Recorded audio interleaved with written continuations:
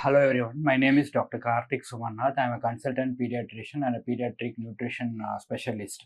So, as we are celebrating the World Breastfeeding Week, I just want to tell you a few points why we are celebrating this World Breastfeeding Week and who started this. This was started by an association called WABA. Why we have started this? So under 5 children வந்து 5 இயர்ஸ்க்கு கீழே பார்த்தீங்கன்னா pneumonia, மீசல்ஸு, டைரியா அப்படின்னு நிறைய ப்ராப்ளம்ஸில் they get affected. ஏன் அப்படின்னு பார்த்தீங்கன்னா it is because அவங்களுடைய இம்யூனிட்டி வந்து ரொம்ப ரொம்ப கம்மியாக இருக்கனால.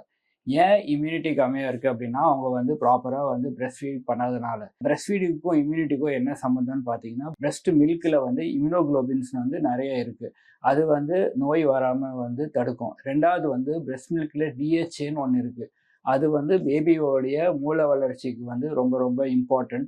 அண்ட் தேர்ட் திங் வந்து பிரெஸ்ட் மில்கில் இருக்கிற கரெக்டான கேலோரிஸ் வந்து பேபியை வந்து ஹெல்த்தியாக வெயிட் கெயின் பண்ணுறதுக்கு யூஸ் ஆகும்.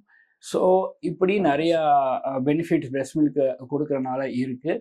ஸோ நீங்கள் ஒழுங்காக பிரெஸ்ட் ஃபீடிங் வந்து கொடுத்தீங்கனாலே பேபிக்கு எந்த ப்ராப்ளம்ஸ் வராது.